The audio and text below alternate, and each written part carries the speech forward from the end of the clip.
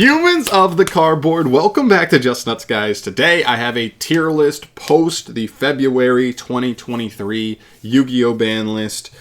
This is going to be an interesting video because I'm not trying to make like a super comprehensive tiering out every single deck in the game and where it is. This is going to be sort of a little tier list on what my super early projections are for the upcoming format, but also it's going to be just like a couple of points I want to get across post-ban list. I think there are some very interesting developments. In terms of reacting to the ban list, things seemed very harsh, but actually very quickly soon after, we learned that like some things are maybe not quite as we seemed with the list. So let's get into it. So starting off here, we're just going to go in order. We have Floowandereeze. They of course see Barrier Statue get banned. This deck would have floated around, you know, somewhere in here, tier 1.5, tier 1, tier 2, depending on the day. I actually think it's more rogue now. I don't think we're going to see this deck like consistently shredding people up.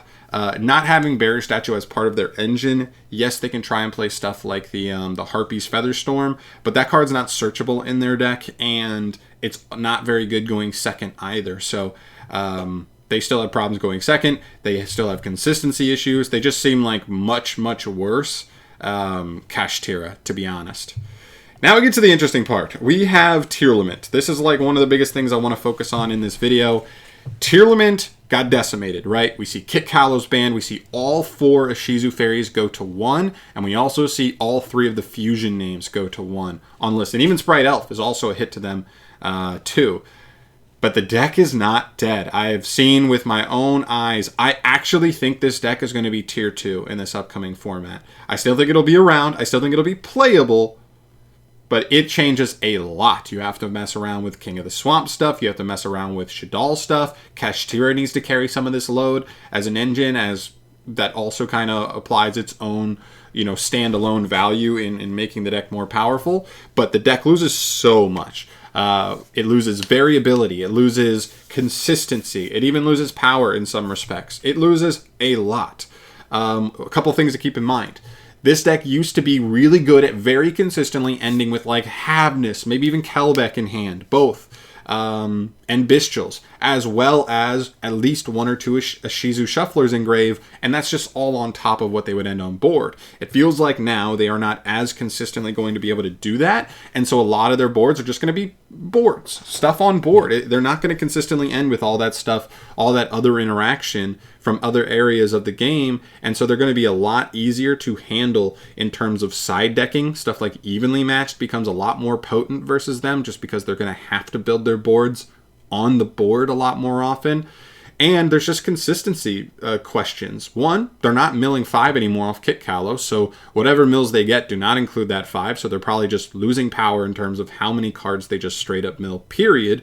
On top of the fact that with only 3 fusion names and only 4 Ishizu Shufflers, they are going to be way more prone to whiffing. I think especially if they're milling 3, something that I felt like I never ran into before was anytime I dueled against Tearlaments before, I never even thought there was really a possibility they would whiff. Maybe 1 in like 15 mill attempts they might whiff. But now I think I'm legitimately going to watch. Every time they mill, I'm going to go, okay, it's a little more like Emancipator, right? It might be 1 out of 10, 1 out of 8 mills they might just whiff. And that can give you a huge leg up if it comes at an inopportune time. So the deck loses a lot. The deck also is way worse going second. You can't play 3 Havness. You can't play 3 Kelbeck. You can't play Bestials. I don't think Bestials are good in the main anymore. So they lose all of those factors. And so I wonder if they just have to play like regular going second stuff, which is not good to mill like Havness and Kelbeck are. So losing consistency, having to play more normal cards that don't necessarily have insane synergy with your deck is definitely going to hurt them. So they're brought down a lot, but I've already seen some replays of them doing stuff and like they play, and I really think they might still be tier 2. It's possible they're more like the top of Rogue when we really see how they like play. I've seen like combo videos and that stuff looked impressive, but maybe in practice it might be a little different. We'll see. I also just think they're way more fragile. So like even stuff like Ash and Imperm, even though they don't have Kit, which was always like your Imperm target, I still think those cards might like be really significant in slowing their turns down, whereas they used to be able to barrel through them very easily. So yeah, I'm going to throw it in tier 2. I do think it's possible it's top of Rogue, but it's certainly playable. So if you are a big tier fan, I wouldn't give up full hope just yet. Kashtira, I think it's tier 1. I think it's also important to note, I really don't think this is the best deck in the game. I almost think it can't be the best deck in the game. And what I mean by that is, although we all recognize Kashtira is very powerful, right? 1 and 2 card combos. They kind of do some of the stuff that Flunder does, but they do it way more consistently. They have stuff like Fenrir already built into the engine, so playing second, the deck's already inherently way better. And they also, have very straightforward lines that are just insanely powerful. Floodgate effects that, the macro cosmos that the deck inherently gets, the zone locking the deck inherently does.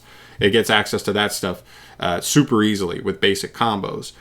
Where I fall short on the deck is because it's so straightforward and there's not a ton of flexibility. What we saw with Tier is post-side, they could side crimes. So that way when they're expecting the evenlies, they're expecting those board breaker cards, they had an auto handle ready. This deck is not versatile like that. This deck cannot adjust its end board to handle different types of decks, different types of matchups. What it does is what it does, and it has very specific counters to that, especially being a deck that doesn't set up any negates whatsoever. So stuff like Evenly Match decimates the board. Stuff like Book of Eclipse decimates the board. And even if they play Ibli to try and keep you from evenlying or Nibiruing them, Book of Eclipse still handles that. So if they ever become the unquestioned best deck in the game, everybody just mains evenly Book of Eclipse. These insane cards that just blow their board back in one fell swoop, and then the other 5 cards in your hand just play.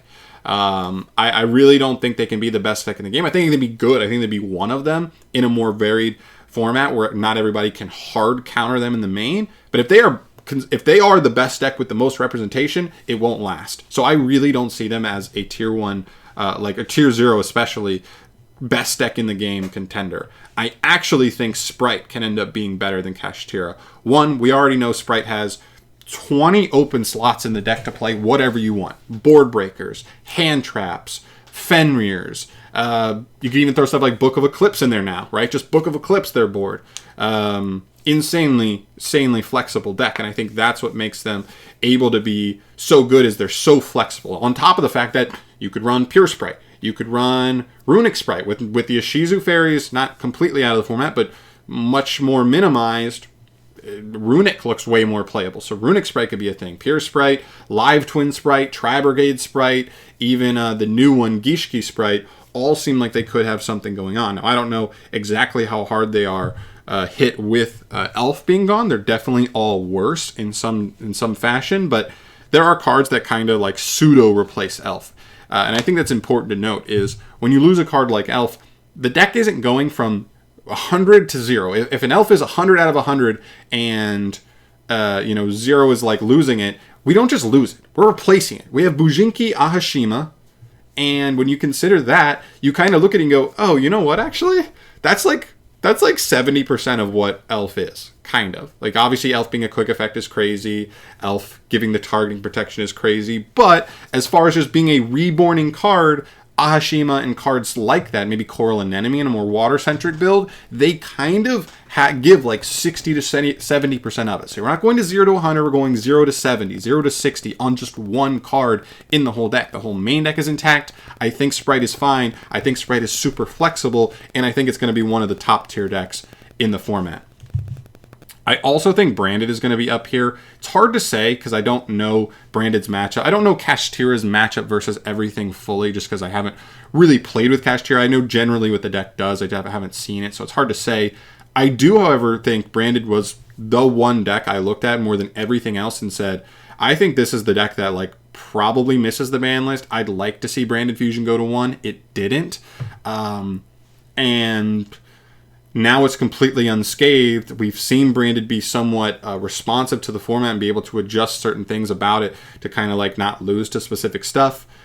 Even the fact that Shifter will still always be a thing. This deck does not lose to Shifter. It got new pieces from the last set, made Cartesia way better, and they're going to get more pieces again in the next set. I do think Branded is slated to be a powerful deck. I do think it could end up being more top of tier 2, but for right now I'm going to put it bottom of tier 1. Labrynth. Labrynth is legit, and this is not necessarily a post-ban list thing, but the fact that the ban list is lining up so cleanly with Photon Hypernova, I do think Big Welcome does take Labrynth to legit tiered status. I would have argued it was more top of Rogue last format, but I think now it's like definitely in contention for like one of the 5 best decks in the game. It's going to be the only trap deck, but the deck is so flexible because you're able to play whatever normal traps you think are best in that given format that handle the best decks. And now that there's not something like tier, so many of those options that felt unplayable become like so much better. The Ishizu Shufflers are not around in full force. The Bistros are not around in full force. So stuff like Ice Dragon's Prison becomes so much more consistent and powerful. On top of the fact that obviously the ability to search any normal trap in the game is incredibly strong. So you can play specific techs for specific matchups. The deck is legit. And setting 4, setting 5 beats a lot of boards. So I think this deck has a lot going on. It can play Lava Golem, it can play Sphere Mode. Yeah, I think this deck is legit. Now, this one's interesting. You might have been like, why is Phantom Knights even in his thing? I put Phantom Knights in here because I wanted to make it clear that I believe that the Ishizu Shufflers being limited and way less consistently around in the format, as well as the Bistros being arguably unplayable right now. I would say in the main, I would just not play them. Well, I mean, honestly, looking at this list, maybe you could. I mean, against Kashtira, they are dead. But like versus Spright, they're a big body that threatens their board.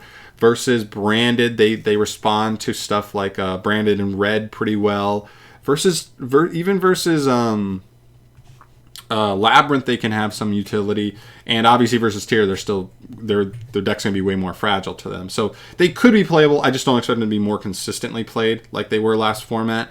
But the bigger thing here is just to note that with both of those going down in play, so many rogue decks become like just borderline playable again. Stuff like Drytron might actually be playable because you're not expecting you can just win game 1s now and not just get blown out by Bistros. Maybe game 2 somebody might have Bistros in the side, but I still think that's pretty nice for them. So stuff like Phantom Knights, there's plenty of other decks I can't even remember off the top of my head that also like kind of fall into this category, but yeah, just keep those in mind. Adventure Engine, I think Adventure Engine probably fits in around 2. I'm not even sure what deck will come out of the woodworks playing this, but I do think with just the power level of the format going down and also the Ishizu Shufflers going down so that they can't just like handle your like Water Enchantress Engrave, or they're not forcing you to mill 5 anymore as often, so you're not just losing in like super crucial one-ofs to the engine on mills, is very important. And I think we will see some adventure decks come back and be playable in the upcoming format. That could be Spright, it could be Phantom Knights, stuff like that, or something else. I'm not even sure. And then Sword Soul. I think Sword Soul also fits into like the lower end of tier 2. Again, this is mainly just the power level of the format is lower now. This deck becomes able to do its thing way better now. Not exactly sure where it's going to fit, but it'll fit. Oh, one more thing is Dragon Link. Dragon Link could potentially be tier 1 with all of these decks. In fact, when I'm looking at it now, I'm like wondering, are Bistros actually playable? It's not good here, it's not good here, and it's not good here. But it's good versus like 1, 2, 3, 4, 5 of the what I have here as like the 8 better decks in the game, maybe the 8 best decks. It also depends what Adventure is paired with. That could even be something. I should have thrown Runic on here as well because I do think more pure Runic variants become much better with the Ishizu Shufflers out of the game. So just some small stuff I forgot to throw in here. But I would put Dragon Link at the bottom of tier 1. I would put Runic probably like top of tier 2. I want to see what's going on there. But definitely some threatening decks to add to the format for sure. But we'll see. There's a lot going on. But these were the main points I wanted to cover at least. Again, this is more of like a BANLIST recap. I'll also kind of giving you an idea of what I'm expecting for a lot of the decks hanging around still to end up. I do still think the BANLIST was wildly successful because it's actually more successful now that I realize this. With tier, just if it was like completely unplayable, like you literally couldn't play it in any fashion, I'd be like, oh, it's around for like 4 months and you just decide to like turn it to like just complete mush. At least it's like a deck. If you really love tier and you're not just like a meta head who was playing it because it's the best deck in the game and you got it, best deck gets you wins.